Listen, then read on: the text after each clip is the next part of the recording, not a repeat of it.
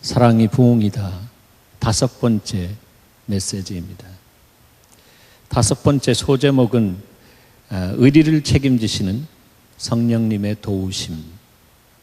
의리를 책임지시는 성령님의 도우심입니다.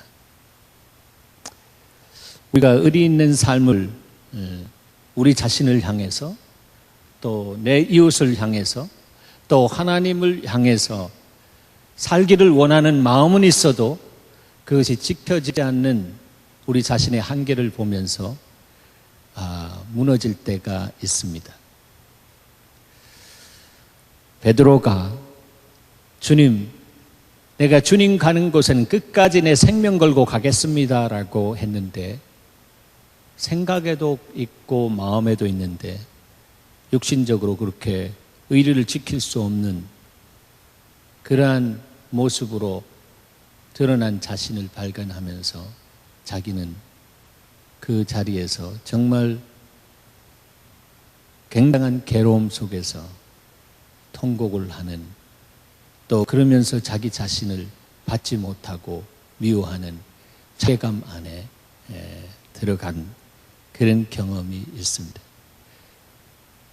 베드로뿐만 아니라 저와 여러분도 그런 경험을 하고 삽니다. 육신을 갖고 있는 인생은 연약하기 때문에 그런 경험을 할 수 있다라고 하는 말씀입니다.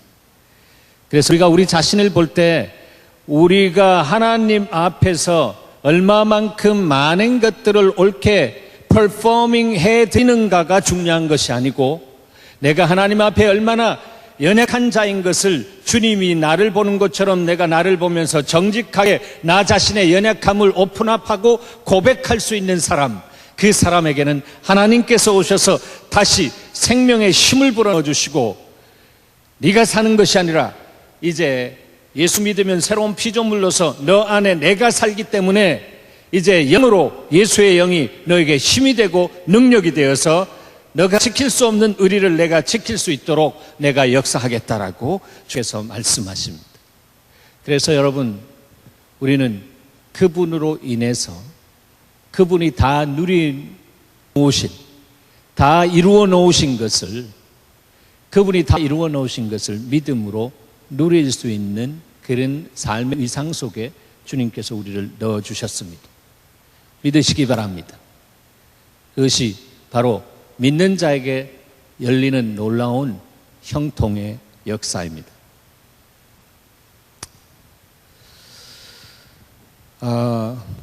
그런 역사를 위해서 주님이 십자가에서 죽으셔야만 했습니다.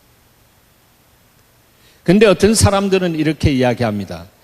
하나님이 전지전능하신 분이신데, 전능하신 하나님이 말씀 하나로 이 땅의 모든 죄악을 불태우시고 인생들을 깨끗하게 하실 수 있는데, 그런데 왜 십자가에서 그렇게 처절한 고통과 아픔을 가지시면서 죽음의 과정을 거쳐야만 합니까? 이렇게 질문하는 사람들도 있습니다.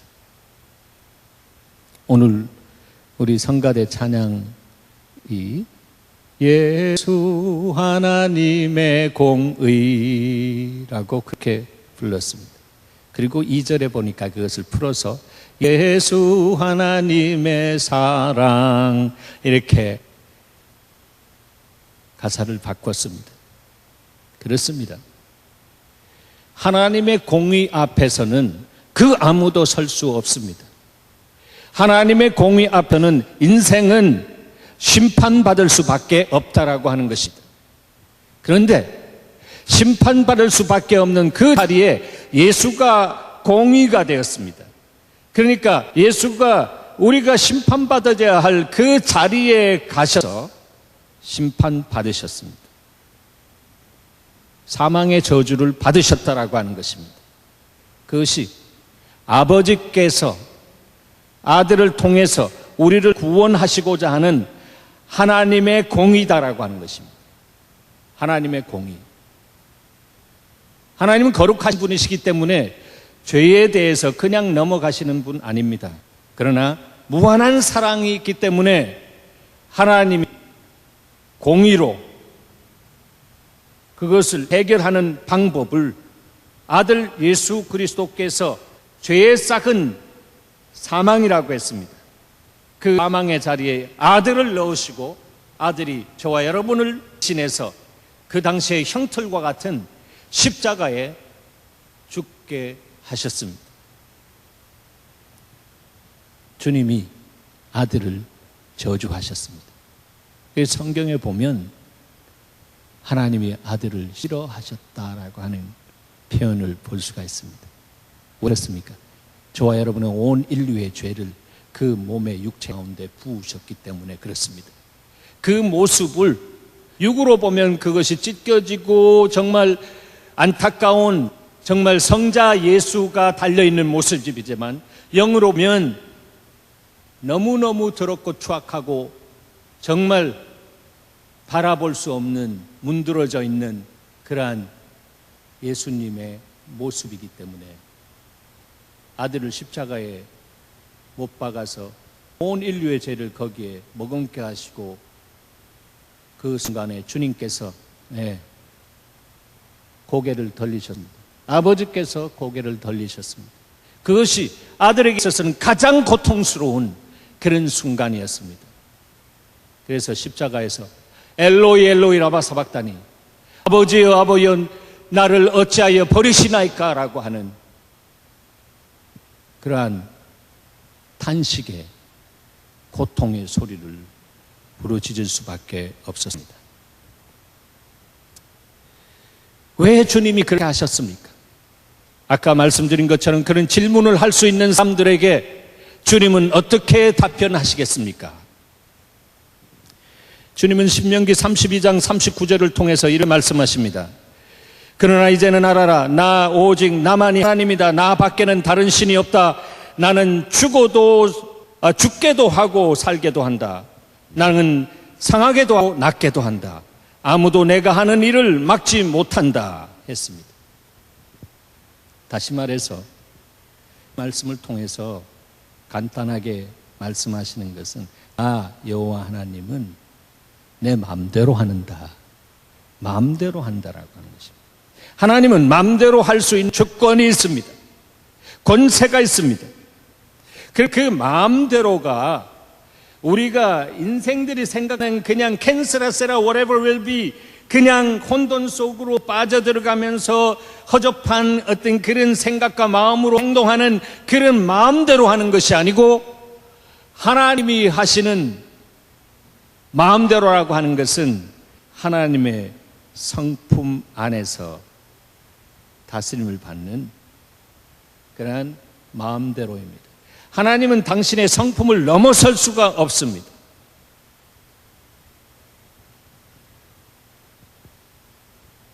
그래서 하나님은 자기 자신의 성품에 대해서 의리가 있는 분이시죠. 이 혼돈 속에 들어가는 분이 아닙니다.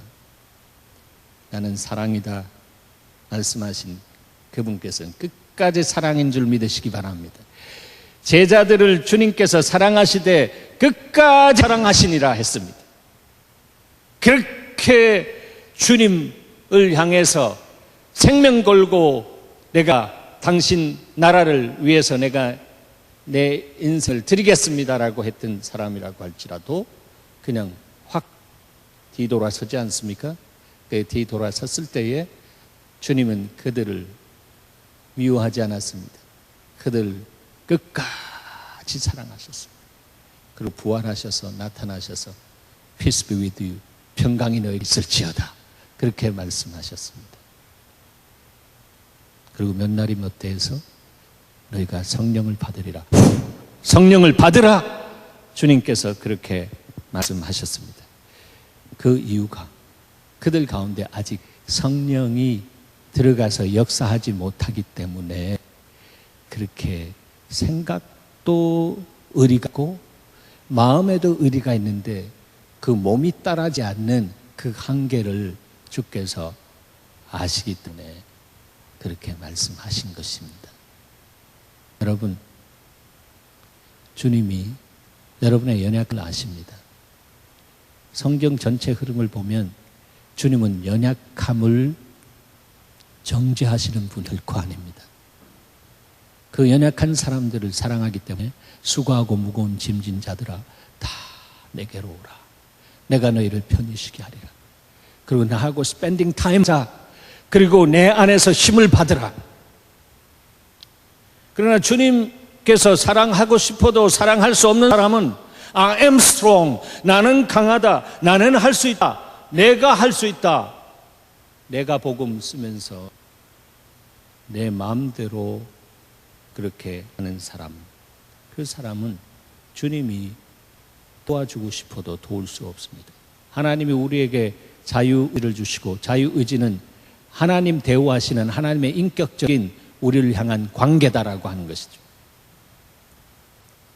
우리가 마음대로 할 수 있습니다. 그렇잖아요?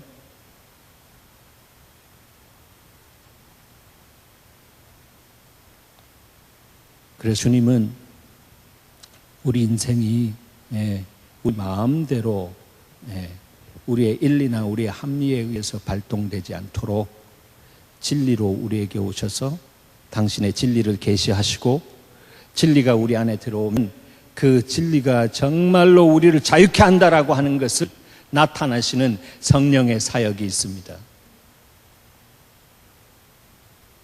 그래서 그런 성령의 사역은 성령이 우리를 사랑하시는 역사입니다. 우리가 묶여 있을 때, 생각으로 묶여 있고 어떤 문제로든 묶여 있을 때, 질병으로 묶여 있고 여러 가지 묶여 있을 때 그 풀어주시는 것은 하나님의 말씀이 진리가 되어서 우리에게 임하실 때 진리가 너희를 자유케 하려 한 것처럼 자유케 되어지는 역사가 있습니다. 그래서 진리가 있는 곳에 사랑이 있고 사랑이 있는 곳에 진리가 있습니다. 이게 동전의 양면성이다라고 하는 것입니다. 지난번에도 말씀드렸지만 저 사람은 사랑이 있는데 진리가 없어. 이런 사람 없습니다. 저 사람은 사랑이 있는데 진리가 없어. 말은 되지만 정말로 그런 사람이 있을 수가 없다라고 하는 것입니다. 진리가 있으면 사랑이 있게 마련입니다. 또 사랑이 있으면 진리를 따라가는 삶을 살게 마련입니다. 그것이 동시적으로 함께 이 동전의 양면처럼 역사하기 때문에 동전의 양면을 어떻게 떼어낼 수가 있겠습니까? 만약에 지폐의 한 면만 있다면은 그것은 지폐로서의 효용 가치가 없는 것입니다.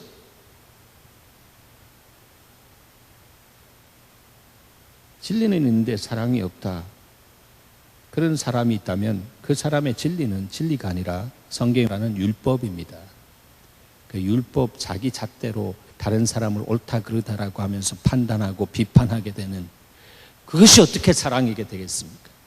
진리 있는 사람은, 진리가 있는 사람은 자기를 자유케 하고 다른 사람을 자유케 하기 때문에 그 어떤 것에도 매이지 않는 그런 사람, 그런 사람 될 수 있도록 성령은 진리의 영으로 우리 가운데 오셔서 일하시고 역사하십니다. 그런데 그 진리의 주님은 한 번 생각하시면,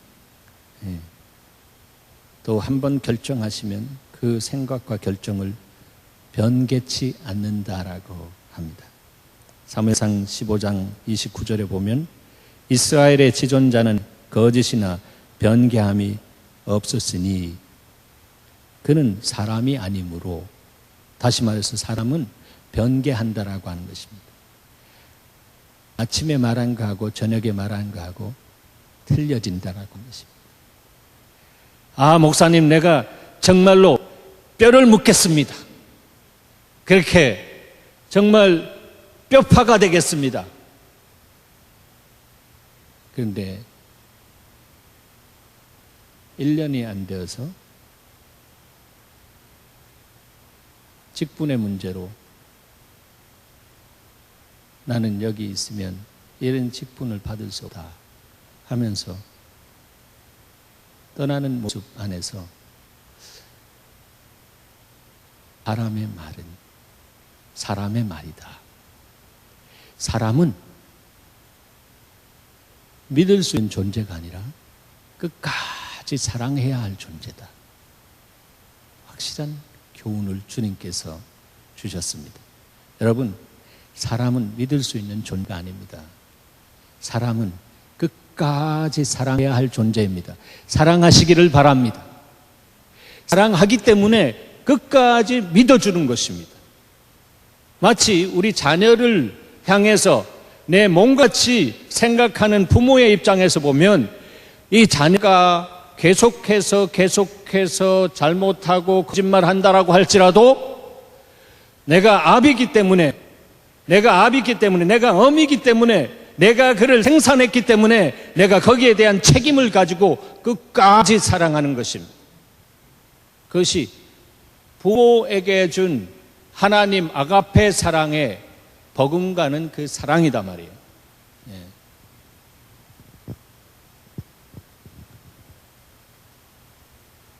그런 사랑으로 주님은 우리에게 예수 그리스도를 보내주셨습니다. 책임적인 사랑으로. 왜 사건을 만들어 놓고 그것을 따먹게 한 다음에 원죄라고 하고 거기에서 자범죄가 생겨나면서 인생들이 정말 욕심이 잉태한 즉 죄를 낳고 죄가 장성한 즉 사망을 낳는다고 그렇게 성경은 말하고 있습니까? 그러면서 기독교는 논리적으로 봐도 참 모순이 많은 종교다. 그렇게 하면서 비판하고 판단한 사람들 있습니다. 여러분, 주님이 그래, 네 생각도 맞다, 네 생각도 옳다, 그래, 그러기 때문에 내가 책임질게. 애비의 심정으로 그 모든 부분 맞다, 네가 맞다, 네 틀렸어, 그거 아니야, 이렇게 하면 그런 사람들은 결코 돌아올 수 없는 것입니다. 맞다, 너 맞다, 네가 갖고 있는 거 그 일리야. 그러나 어느 때 진리를 알게 되면 그 안에서 정말 우리가 갖고 있는 알는 것이 너무 하나의 파편다 못한 것인 것을 알게 되고 그때 겸허하게 여호와 하나님 앞에 엎드리게 될 것이다. 주님은 이 땅 안에 오셔서 하나님의 사랑을 십자가에서 확실하게 보여주셨습니다. 갈보리 언덕에 세워진 십자가는 그러므로 진리의 하나님의 의리를 지키신 책임적인 사랑의 표현입니다.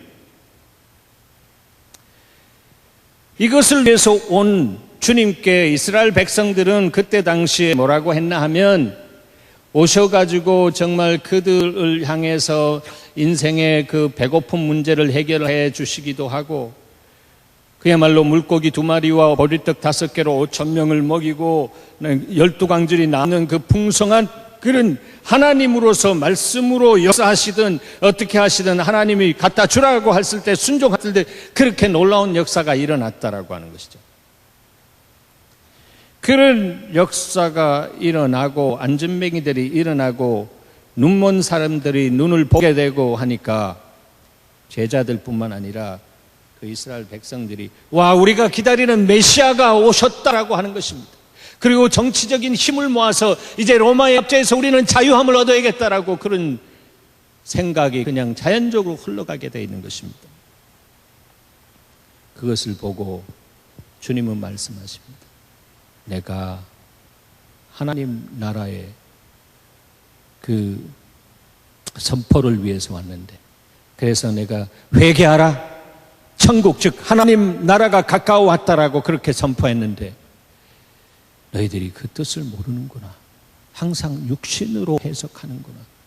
정치적인 유대 나라, 그래서 정말 이 이스라엘 백성들이 초강국으로 세워지는 정치적인 메시아를 기다리는 그로 나를 보았구나.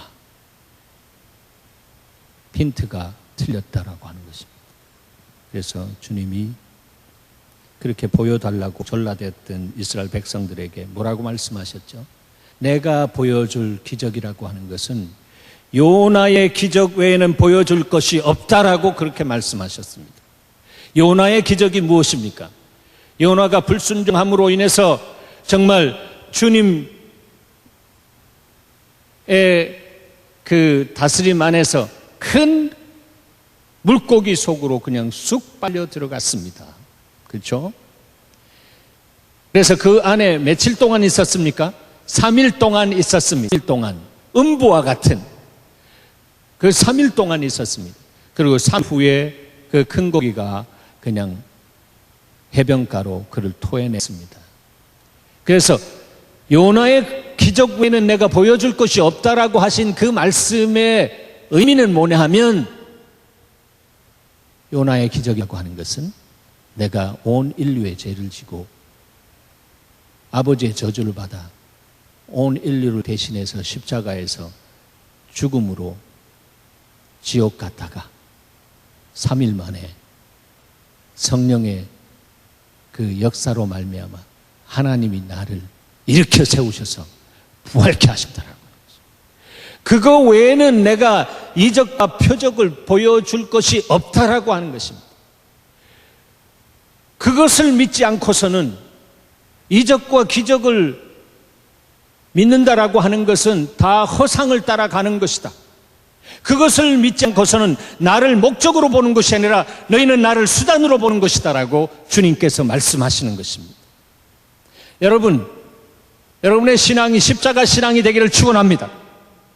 십자가 신앙 되십시오. 십자가를 따라가십시오. 나를 부인하고 나의 십자가를 지고 주님을 따라가는 사람이 제자입니다. 그런 사람은 일당 백, 일당 천 할 수 있는 하나님의 사람으로, 사람과 세상을 변화시킬 수 있는 하나님의 사람으로 주님께서 세워주십니다. 하나님의 때가 되면 하나님 타임라인을 그으시면서 그 인생 속에 성령의 강력으로 임하시고 만지혜와 지식의 근본으로서 그 인생을 붙들어 주시고 그 인생을 세워주시는 역사가 있습니다. 저를 바라볼 수 없는 사람은 바라볼 수 있는 공간으로 이동해 주시기 바랍니다. 네. 굉장히 중요합니다.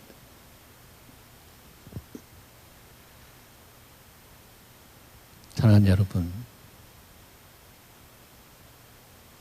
십자가 없는 그리스도인은 종교인입니다.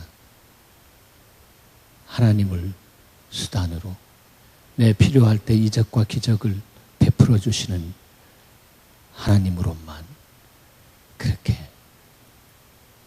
붙들려고 하는 것입니다. 그러니까 예수님이 십자가로 온 인류의 죄를 위해서 십자가로 죽으러 가시니까 다들 제 갈 길로 가는 것입니다. 계산이 나한테 안 맞는다라고 하는 것이죠. 그렇게 나는 갈 이유가 없다. I don't have to go there. 주님은 우리에게 평강을 주시기 위해서 그 길로 부르시는데 우리는 편안함을 위해서 나는 안 가. 나는 안 가. 이렇게 되는 것입니다.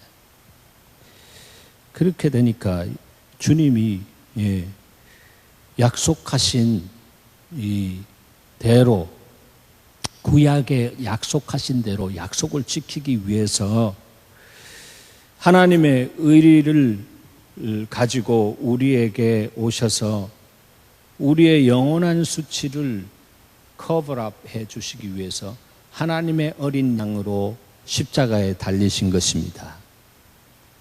그 원초적인 그 사건이 어디 있습니까? 바로 아담과 이브가 범죄했을 때에 그들이 부끄러워서 나뭇잎으로 옷을 가리었습니다.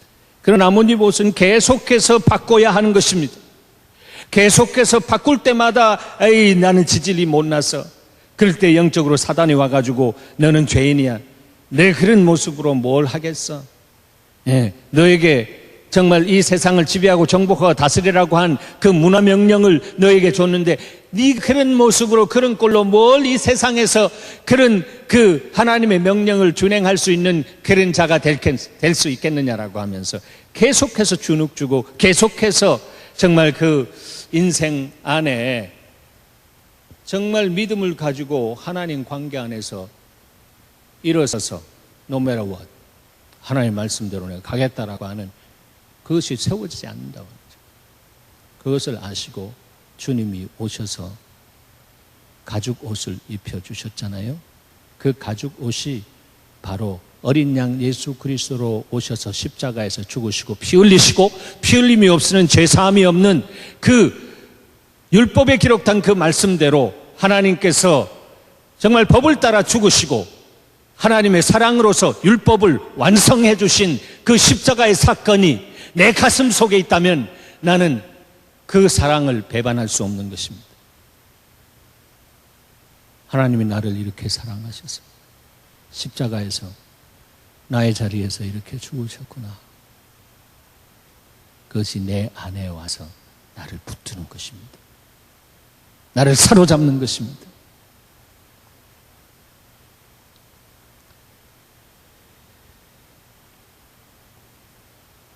하나님은 그렇게 사로잡히지 않을 때에 우리의 인생은 불량품과 같은 인생살이를 살 수밖에 없는 것을 아셨습니다. 그래서 불량품 같은 인생을 정품으로 생산해내기 위해서 그분은 십자가에서 길과 진리와 생명이 되시기 위해서 우리의 자리에서 하나님의 공의를 이루어드리는 제물로 자기 자신을 드렸습니다. 그래서 하나님의 공의는 하나님의 사랑입니다.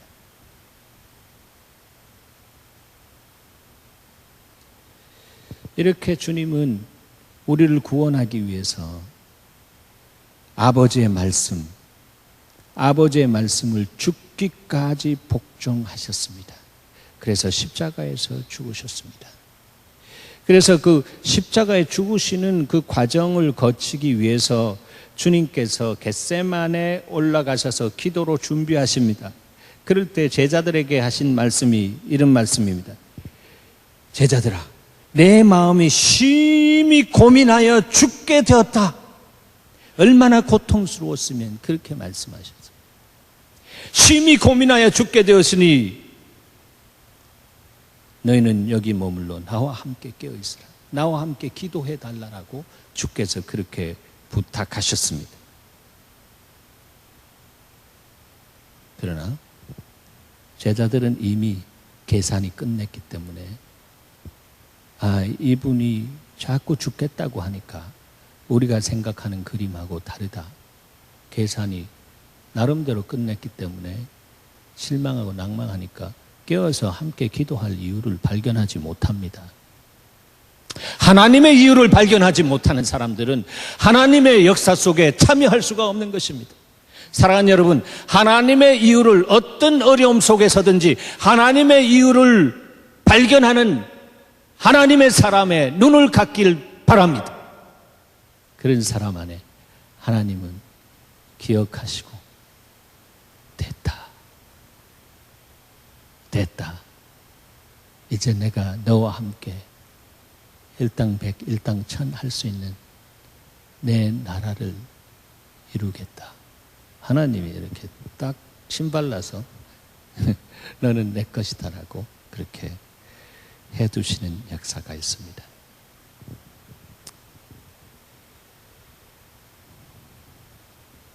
여러분, 주님이 말씀이셨죠.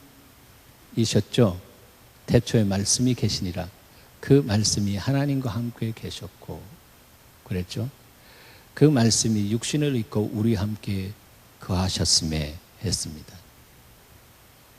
그분이 말씀, 온 인류의 근원이라고 하는 철학적인 면에서 그런 의미와 연결되어 있는 그 말씀입니다. 말씀이 육신이 되어서 이 땅에 오셔서 아버지와의 나눈 그 말씀을 끝까지 그렇게 십자가에서 자기 자신을 내어놓고 운명하셨기 때문에 내가 다 이루었다. 아버지와의 말씀하신 그 아버지와의 약속의 관계, 언약의 관계를 십자가에서 제물 되셔서 다 이루어 주셨습니다. 하나님의 공의로.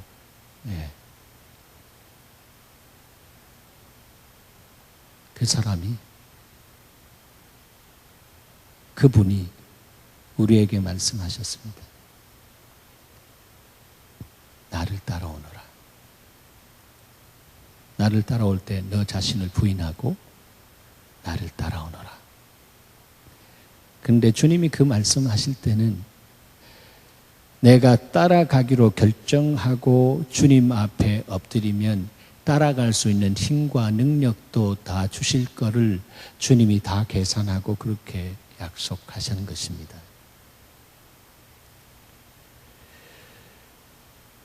그래서 여러분, 내가 하나님의 말씀을 따라 순종할 때는 순종하는 즉시 주님의 영이 와서 그것을 이룰 수 있도록 도우시는 역사가 있는 줄 믿으셔야 하면 그것이 바로 성령의 역사입니다.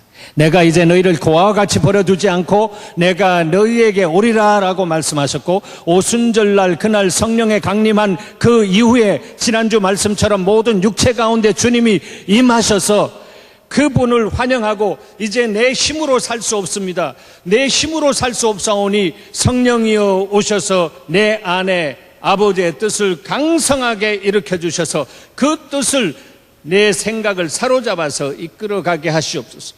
내 생각이 주님 앞에 순복되기를 원합니다. 이럴 때 주의 성령의 역사 가운데 이끌려가는 은혜가 있는 것입니다.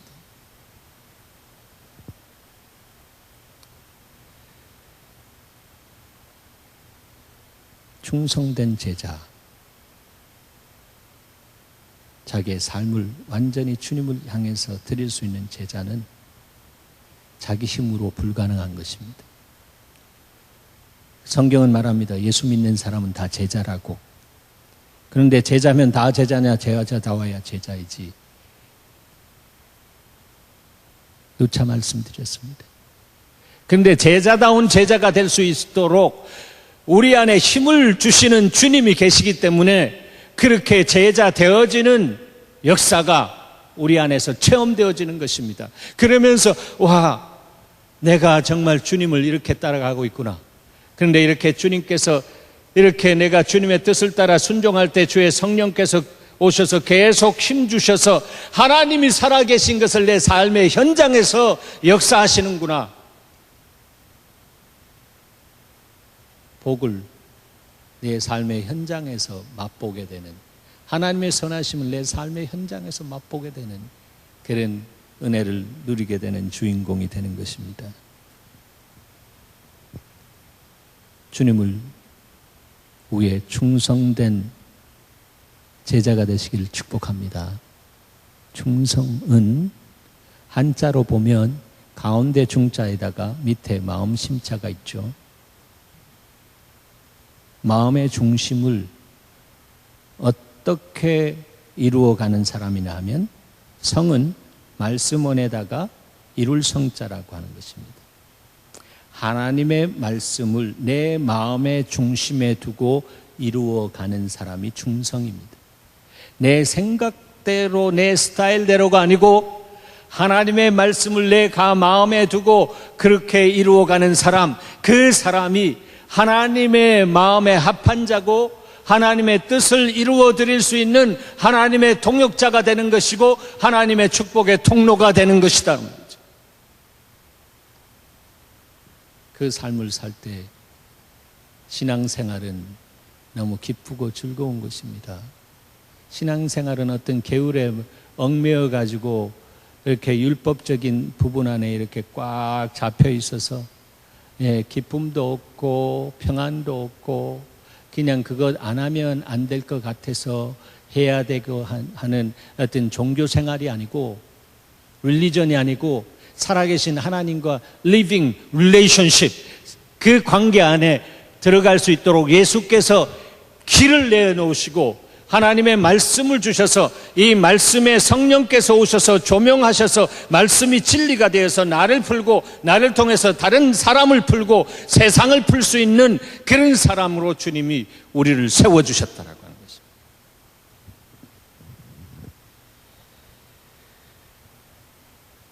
그런 사람은 주의 진리에 자기 생명을 드릴 수 있는 사람입니다. 이 몸이 죽고 주고 100번 고쳐주고 임 향한 일편단심이야 가실 줄이 있으랴. 정몽주처럼 그런 영적인 면에서도 하나님, 내가 그리스도의 길을 내가 가기로 결정했는데, 그래서 그리스도인인데 그 그리스도인이라고 하는 그 그리스도라고 하는 뜻이 기름 부음이라고 하는 뜻인데, 성령으로 기름 부어 주시면 그리스도인의 삶을 살아갈 수 있는 줄 내가 믿습니다. 하나님, 나는 부족하고 연약하고 그렇지만 이 마지막 때에 나를 사용해 주시옵소서. 주님 앞에 나가 엎드리면 주께서 성령과 능력으로 기름 부어 주셔서 그런 주님의 마음을 시원케 해드리는 그 삶을 살아낼 수 있도록 주께서 축복하시는 것입니다.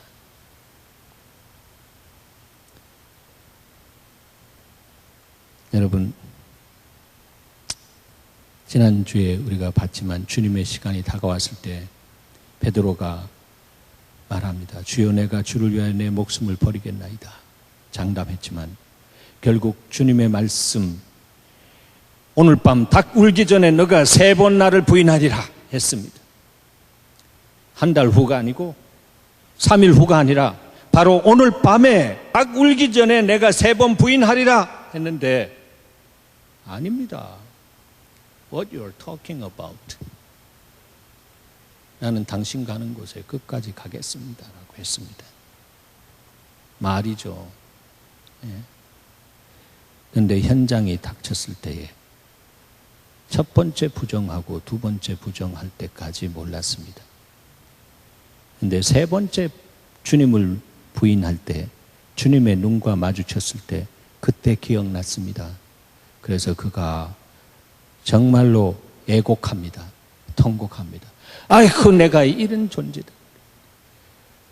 하나님, 나를 용서해 주시옵소서. 내가 내 말에 책임질 수 없는 우리 스승에게 의리를 저버린 존재가 되었습니다. 용서하시옵소서. 그 자리에서 회개가 터집니다. 그래서 리더입니다. 딸리 리더가 아니라 리더는 회개, 하나님 진리 앞에 푹sức 주저앉는, 맞습니다. 제가 그런 사람입니다. 나를 용서해 주시옵소서. 나 때문입니다. 그렇게 고백하면서 주님 앞에 엎드리는 것입니다. 여러분, 그 안에 누가 역사했겠습니까? 네? 사단이 역사한 것입니다. 제가 그것을 어떻게 입증해 드릴 수 있나 하면요, 성령께서 말씀하셨습니다. 주님이 말씀하셨습니다. 성령이 오시면 내가 너에게 말한 모든 것을 친히 기억나게 하시리라 했습니다. 믿습니까? 성령께서 모든 주님의 말씀을 기억나게 하신다라고 하는 것입니다. 특별히 우리가 나가서 전도할 때 그런 역사를 행하십니다. 그런데 여기에 보면 오늘 밤에 닭 울기 전에 3번 부인하리라고는 전혀 그런 말씀, 내 말씀 아닙니다라고 그렇게 혼장담했던 사람도 첫 번 부인하고 두 번 부인했는데도 자기가 왜 부인하고 있는지를 까마득하게 모르고 있는 것입니다. 이것이 영적으로 보면 사단이 우리에게 건망하게 되는 것입니다. forgetfulness, 완전히 잊어버리게 하는 것입니다. 그래서 우리가 성령님을 환영하고 성령님, 내 삶 속에서 내가 하는 모든 것이 내 것이 아니고 내 일이 아니고 주님의 일일진데 그 고백 속에서 내 삶을 살아드리는데 주님 오셔서 내 삶의 모든 영역에 주님이 오셔서 통치하여 주시옵소서. 그래서 내 안에 성령으로 충만케 하여 주셔서 내 안의 모든 기능이 주님의 도움 안에서 주님의 섬겨주시는 그 섬김 안에서 활성화되어질 수 있도록 축복해 주시옵소서.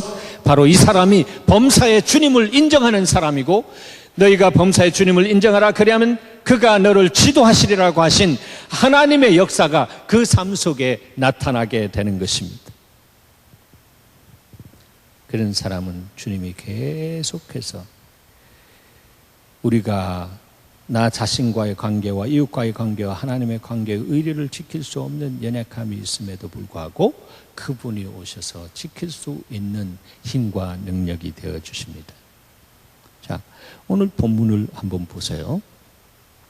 진리의 성령이 오시면, 그러니까 그 성령, 우리가 이야기하고 있는 진리의 성령이 오시면 그가 너희를 모든 진리 가운데로 인도하시리니 했습니다. 주님이 말씀하셨던, 가르치셨던 모든 진리 가운데 인도하시리니. 그런데 그가 누구예요? 성령께서 자의로 말하지 않고 오직 듣는 것을 말하시며 너희에게 알게 하시리라 했습니다. 진리의 성령이 우리 안에 오면 그렇습니다. 이 진리의 성령은 누구입니까? 보혜사로 오신 예수 그리스도께서 다른 보혜사로 우리 가운데 그와 같이 버려두지 아니하시고 우리 가운데 오셔서 우리의 중심의 주인이 되시고 예수의 영으로 들어오셔서 우리 안에서 살아서 역사하시는 주님의 역할을 하는 것이 바로 이 진리의 성령입니다. 그래서 이 진리의 성령이 우리 가운데 들어오시면 그분이 충만하면 내가 말하는 것이 아니라 그 성령이 아버지의 뜻을 따라서 말하게 하시는 역사를 행하신다라고 하는 것입니다.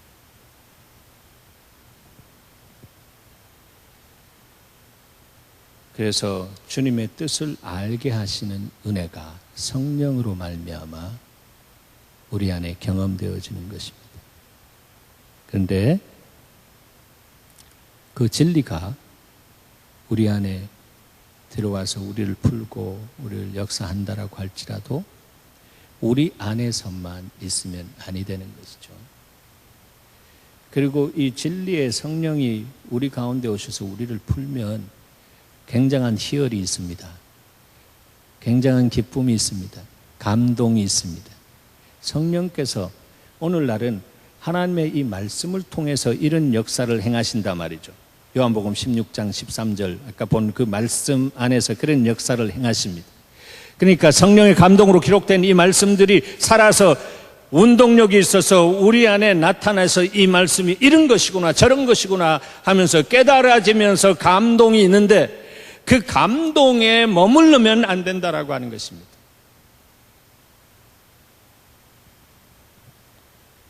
감동에 머무르는 것은 바로 변화산 안에서 깨달음 속에서 있는 거나 마찬가지입니다.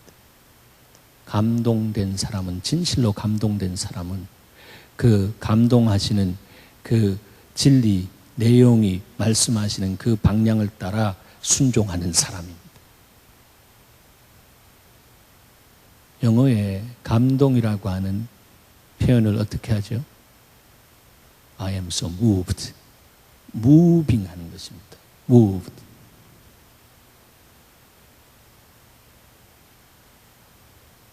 기독교는 하나님의 말씀을 성령의 조명 안에서 감동받고 그 감동 주시는 그 말씀이 우리에게 디렉션을 주시는데 그 디렉션대로 내가 순종해 나갈 때에 성령은 우리에게 추진적이 되셔서 우리가 그렇게 말씀을 이루어가는 삶을 살아가게 되는 것입니다. 말씀을 성취하는 삶을 살아가게 되는 것입니다. 바로 그 사람이 가는 곳에 영적인 권세를 주셔서 그 사람이 말하는 것대로, 말대로, 선포대로, 말의 씨앗대로 거두어서 말의 복록을 찾아서 누릴 수 있는 귀한 사람이 되는 것입니다. 그 사람은 하나님께서 염려하지 않습니다. 왜?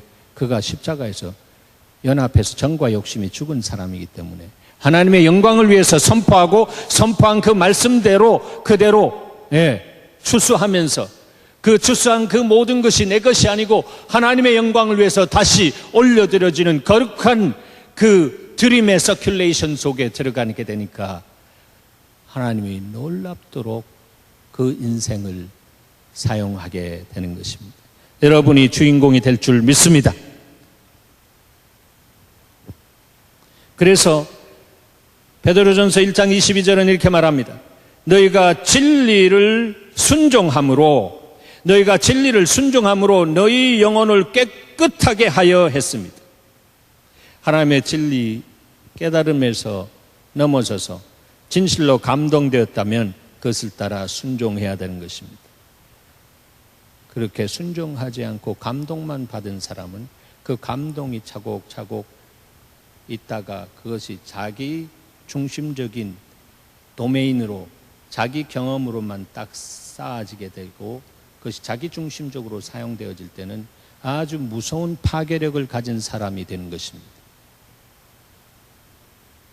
바리새인과 율법학자들이 바로 그런 삶을 살았습니다.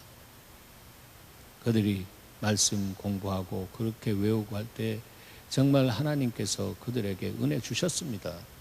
성경에 나타나는 바리새인, 율법학자 이런 부분들이 모든 그때 당시에 모든 그런 율법학자 바리새인들이 그런 거예요. 그들은 우리가 어떤 면에서는 따라갈 수 없는 경건도를 가지고 주님 앞에서 말씀과 엔카운터 되어지면서 변화를 경험했지만 그 내면적인 면에서 자기 완성, 자기 초점에 맞추면서 그렇게 변화되었기 때문에 순종하는 이런 부분들이 얼마나 제한되어 있었는지 모릅니다. 너희가 진리를 순종함으로 너희 영혼을 깨끗하게 하여 했습니다. 순종할 때 영혼이 깨끗하게 되어지는 하나님의 역사가 있습니다. 거짓 없이 형제를 사랑하기에 이르게 된다라고 했습니다. 그래서 마음으로 뜨겁게 피차 사랑하라. 하나님, 내가 하나님 사랑한 것처럼 내가 이웃을 내 몸과 같이 사랑하라고 하신 주의 계명을 내가 이루어 드리겠습니다.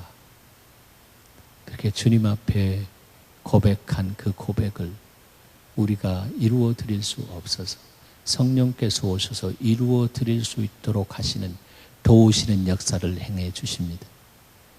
그 바로 의리의 성령님께서 우리가 의리의 하나님의 사람으로 설 수 있도록 주께서 역사하신다라고 하는 것입니다. 우리 인생의 구원의 과정 속에 보면 그리스도로 말미암아 의롭게 되어지고 그리스도로 말미암아 성화되어지고 그리스도로 말미암아 결국 주님 앞에 영화로운 그 몸이 영화로운 몸으로 부활체처럼 주님 앞에 서게 될 것인데 그 모든 과정 안에서 육신을 입은 우리가 새로운 피조물이 되었지만 우리가 성령과 능력으로 충만하지 않을 때는 우리는 종교인으로서 좌로나 우로나 치우칠 수밖에 없는 것이. 그래서 캘빈의 5대 그 강령 가운데 5번째 나오는 성도의 견인이라고 하는 것입니다. Perseverance of a saint.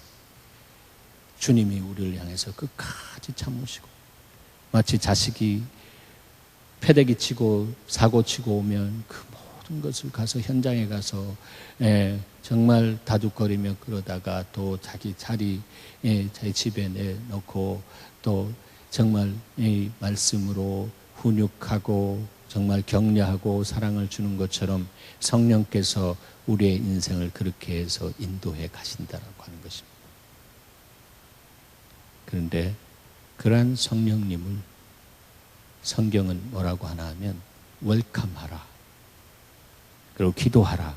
기도를 가르쳐 주실 때 그 기도의 첫 번째 주님 가르쳐 주실 때 어떻게 하셨냐면 주기도문을 가르쳐 주신 다음에 너희가 악할지라도 자녀가 떡을 달라 하면 돌을 주고 생선을 달라 하면 뱀이나 정갈을 줄 수 있겠느냐? 하물며 하늘에 계신 천부께서, 하늘 아버지께서 너에게 성령을 주시지 않겠느냐라고 했습니다. 여러분, 주님은 여러분이 구하는 모든 제목들이 많이 있겠지만 첫 번째 구하는 것은 성령을 구하시기 바랍니다. 하나님을 구하시길 바랍니다. 그렇게 하나님을 구하는, 먼저 그 나라와 그 일을 구하는, 그래서 하나님의 마음에 쏙 들어가 있는 사람, 하나님께서 기뻐하시는 줄 믿으시기 바랍니다. 그래서 하나님이 기뻐하시는 사람에게는 모든 것들을 붙여주시는 역사가 있습니다. 여호수아가 말했습니다. 두려워하는 이스라엘 백성들에게 두려워하지 말라. 여호와께서 우리를 기뻐하시면 여호와께서 저 땅을 우리에게 붙여줄 것이다라고 하는 거죠. 문제는 우리가 주님의 말씀을 제대로 알고 말씀의 뜻을 따라가면서 하나님의 정말 마음을 시원케 해드리는 그 삶 속에 우리가 우리 자신을 정말 드리기만 하면 주님이 우리 가운데 오셔서 흔들어 눌러 넘치도록 부어주시는 역사를 시작하시는 거죠. 그리고 그분이 내가 너를 기뻐한다. 내가 너 보니까 너무 기쁘다. 너가 나를 사랑한데 정말 진솔하게 사랑하는구나. 그래서 내가 온 인류를 다 사랑하지만, 그래서 내 아들을 보냈지만 너는 내 진리의 말씀을 그대로 심령에 새기고 진리 사랑하는 그 마음으로 너의 인생을 나를 향해서 내 뜻을 위해서 드리기 때문에 내가 너를 놀랍도록 축복하겠노라. 그래서 붙여주시는 역사가 있는 것입니다. 여러분, 주님의 그 약속은 불변합니다. 막 기사 하나를 소개하고 마칩니다. 주님은 약속에 신실하시기 때문에 이스라엘 백성들에게 내가 너희를 젖과 꿀이 흐르는 땅으로 보낸다라고 했습니다. 아브라함에게. 지시할 땅이 바로 그 땅이었습니다. 믿음으로 아브라함을 보냈습니다. 그럴 때에 기억하시기 바랍니다. 그 땅 육신의 눈으로 가서 볼 때는 너무 척박하고 말이죠. 그래서 이스라엘 백성들이 우린 거기 들어가면 다 메뚜기와 같이 그냥 말라 죽을 수밖에 없다. 거기 기골이 장대한 사람들이 그 과정 속에 있고 우리는 그냥 게임도 되지 않는다라고 하는 거죠. 그런데도 주님은 그 땅을 주시면서 젖과 꿀이 흐르는 땅이라고 했습니다. 여러분, 진리의 하나님이 말씀하신 것이 그것이 정말 진짜인 것을 믿습니까? 눈으로 보이는 현상으로 나타나는 것이 그렇다고 할지라도 사실상에 있어서 실상은 젖과 꿀이 흐르는 땅이다라고 하는 것입니다. 그래서 최근에 나온 신문을 보면 그 이스라엘 그 땅, 또 그 앞에 지중해 바다, 거기에 정말 블랙 골드 유전이 있는데 아랍 사람들이 가진 그 양과 비견되는 유전이 있다라고 하는 것입니다. 하나님 거짓말하지 않고 시건하지 않는 분이십니다. 끝까지 믿고 끝까지 주의 말씀을 따라 그 진리를 따라 우리의 자신 헌신할 때 성령께서 도우셔서 진리 안에서 자유하고 내가 다른 사람을 자유케 할 수 있는 그런 멋있는 그리스도인의 삶을 살 수 있도록 누가 책임지십니까? 성령이 책임지십니다. 그래서 성령 충만을 위해서 기도하시기 바랍니다. 기도하실 때 주님이 흔들어 눌러 넘치도록 당신의 복으로 우리에게 축복의 통로가 되게 하시는, 그래서 하나님의 영광을 나타내게 하시는 여러분의 인생을 주께서 만들어 가실 것입니다. He is your history maker. 주님이 여러분의 역사를 만드실 것입니다. 하나님 감사합니다.